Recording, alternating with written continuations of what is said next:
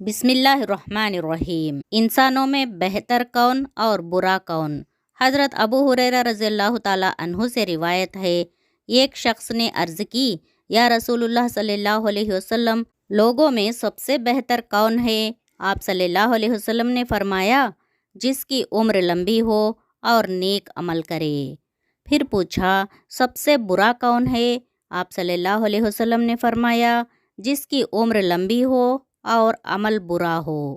اس کا مطلب ہے کہ آدمی کی عمر لمبی ہونا اللہ کی ایک نعمت ہے، لیکن اسے بہتر انسان بننے کے لیے اس کے عمل بھی نیک ہونے چاہیے، ورنہ لمبی عمر ہونے کے باوجود اگر عمل برے رہے تو وہ سب سے برا انسان ہوگا۔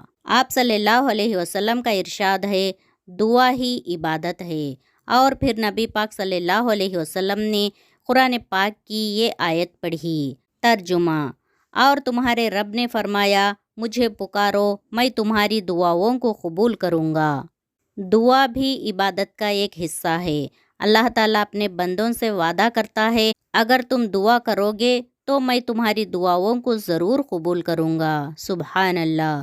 حضور اکرم صلی اللہ علیہ وسلم نے ایک آدمی کو یہ الفاظ کہتے ہوئے سنا، یا ذل جلال والاکرام، یا ذل جلال والاکرام۔ تو آپ صلی اللہ علیہ وسلم نے فرمایا، تمہاری دعا قبول ہو گئی، تم مانگو۔ دعا کرتے وقت یا ذل جلال والاکرام کہنے کی عادت ڈال لیں، انشاءاللہ دعا ضرور قبول ہوگی۔ حضرت مالک بن دینار رحمۃ اللہ علیہ نے ایک مرتبہ کسی یہودی کی مکان کے قریب آپ نے کرائے پر مکان لے لیا، اور آپ کا حجرہ یہودی کے دروازے کے سامنے تھا۔ چنانچہ یہودی نے دشمنی میں ایک ایسا پرنالہ بنوایا جس کے ذریعے پوری گندگی آپ کے مکان پر ڈالتا رہتا۔ آپ کی نماز کی جگہ ناپاک ہو جایا کرتی، اور بہت عرصے تک وہ یہ عمل کرتا رہا، لیکن آپ نے کبھی شکایت نہیں کی۔ لیکن ایک دن یہودی نے خود آپ سے عرض کیا کہ میرے پرنالے کی وجہ سے آپ کو کوئی تکلیف نہیں؟ حضرت مالک بن دینار رحمۃ اللہ علیہ نے فرمایا، تیرے پرنالے سے جو غلاظت گرتی ہے اس کو جھاڑو لے کر روزانہ دھو ڈالتا ہوں، اس لیے مجھے کوئی تکلیف نہیں۔ یہودی نے کہا، آپ کو اتنی اذیت برداشت کرنے کے بعد بھی کبھی غصہ نہیں آیا؟ مالک بن دینار رحمۃ اللہ علیہ نے فرمایا، اللہ تعالیٰ کا یہ حکم ہے کہ جو لوگ غصے پر قابو پا لیتے ہیں، نہ صرف ان کے گناہ معاف کر دیے جاتے ہیں بلکہ انہیں ثواب بھی حاصل ہوتا ہے۔ یہ سن کر یہودی نے عرض کیا کہ یقیناً آپ کا مذہب بہت عمدہ ہے، کیونکہ اس میں دشمنوں کی اذیتوں پر صبر کرنے کو اچھا کہا گیا ہے، اور آج میں سچے دل سے اسلام قبول کرتا ہوں۔ سبحان اللہ۔ یہ ہے اصلی اسلام کی تعلیمات۔ جو ہم سے برا سلوک بھی کرے ان سے اچھے اندازے میں پیش آنا چاہیے اور اپنے غصے پر قابو پانا چاہیے۔ جو اپنے غصے پر قابو پا لیتا ہے وہ دین اور دنیا دونوں میں کامیاب ہو جاتا ہے۔ حضرت عائشہ رضی اللہ تعالی عنہا سے روایت ہے کہ رسول اللہ صلی اللہ علیہ وسلم نے فرمایا، رشتہ داری عرش کے ساتھ لٹکائی ہوئی ہے اور کہتی ہے کہ جس نے مجھے جوڑا اللہ اسے جوڑے گا، اور جس نے مجھے توڑا اللہ اس سے دور ہوگا۔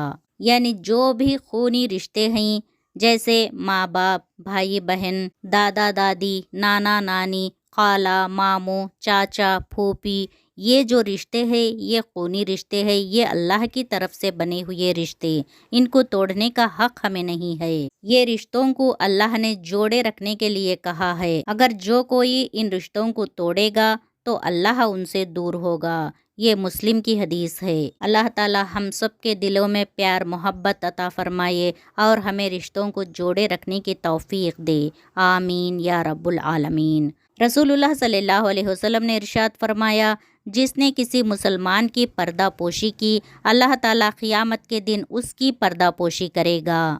یعنی کسی مسلمان کا عیب ہمیں پتہ چلا تو وہ دوسروں کے سامنے نہیں بتانا چاہیے، اس پہ پردہ ڈال کے رکھنا چاہیے، تو قیامت کے دن اللہ تعالیٰ اس کے بدلے میں ہمارے گناہوں کی پردہ پوشی کرے گا۔ लोगों के सामने हमारे गुनाह को नहीं खोलेगा।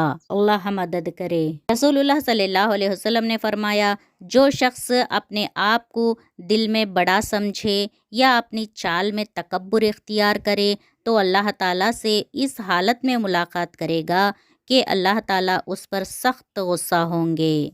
कभी भी किसी भी इंसान को अपने आप को बड़ा नहीं समझना चाहिए और तकब्बुर नहीं करनी चाहिए, क्योंकि जिसके बारे में वो तकब्बुर कर रहा है यानी माल और दौलत या हुस्न या उसकी ताकत, ये सब अल्लाह की दी हुई चीज़ें हैं। इसलिए अल्लाह की दी हुई किसी भी नेमत पर तकब्बुर करना अल्लाह को पसंद नहीं है। अगर ऐसा करेगा तो क़ियामत के दिन जब अल्लाह से मुलाकात होगी उस वक्त अल्लाह उस पर बहुत गुस्सा होगा, बहुत नाराज़ होगा। अल्लाह ताला हमें तकब्बुर से बचाए, आमीन। हुज़ूर सल्लल्लाहु अलैहि वसल्लम ने फरमाया, बंदा जितना भी कोई मुसीबत ज़दा हो, परेशान हो, ये पढ़ेगा तो अल्लाह ताला उसकी सारी परेशानियाँ दूर करेगा।